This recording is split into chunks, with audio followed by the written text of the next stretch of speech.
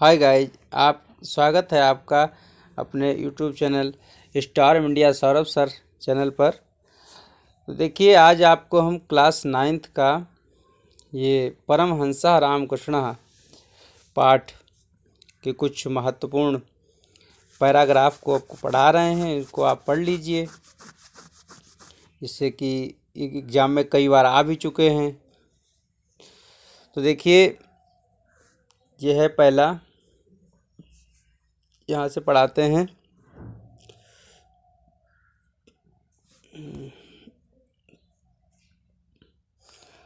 स्वामिनः रामकृष्णस्य जन्म बंगेश हुगली प्रदेशस्य कामारपुकुर स्थाने,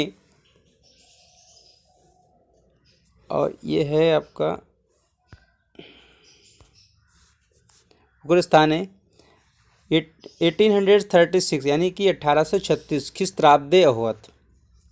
स्वामिनः रामकृष्ण से का मतलब है स्वामी रामकृष्ण, जन्म का मतलब है जन्म, बंगेश हुगली प्रदेश से का मतलब है बंगाल के हुगली प्रदेश में, कामारपुकुर स्थाने का मतलब है कामारपुकुर स्थान पर 1836 ईस्वी में हुआ था। तस्य पितरो परम धार्मिको आसताम, उनके पिता कैसे थे? परम धार्मिक यानी कि अत्यधिक, यानी कि बहुत धार्मिक थे, प्रवृत्ति के थे। बाल्यकालादेव, बाल्यकालादेव का मतलब है बचपन से ही, रामकृष्ण अद्भुत चरित्रम अदर्शयत, बचपन से ही रामकृष्ण ने अद्भुत चरित्र को दर्शाया या प्रदर्शित किया। तदानीम ईश्वरे तस्य सहजा निष्ठा अभवत, अतः उनकी ईश्वर के प्रति सहज ही निष्ठा थी। ईश्वरस्य आराधना अवसरे सा सहजे समाधौ अतिष्ठत, ईश्वर की आराधना के अवसर पर वो सहज ही समाधि में चले जाते थे, अर्थात समाधि में लीन हो जाते थे। अभी अगला पैराग्राफ है।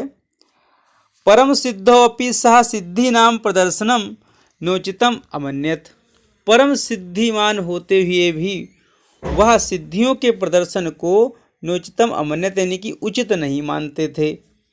एकदा केनचित भक्तेन कस्यचित महिमा एवं वर्णिता, एक बार किसी भक्त ने किसी की महिमा का वर्णन करते हुए कहा कि असौ महात्मा पादुकाभ्याम नदी तरति, कि वह महात्मा चरण पादुकाओं अर्थात खड़ाऊओं पर खड़े होकर के नदी को पार कर लेता है। वह महात्मा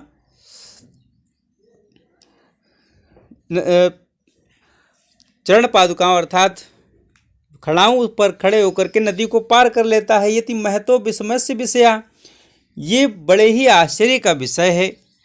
परमहंसः रामकृष्णः मंदम आहसत अवदत चा, परमहंस रामकृष्ण धीमे से मुस्कुराते हुए बोले, अस्या सिद्धे मूल्यम पणद्वयमात्रम, इस सिद्धि का मूल्य केवल 2 पैसे का है, 2 पण का है।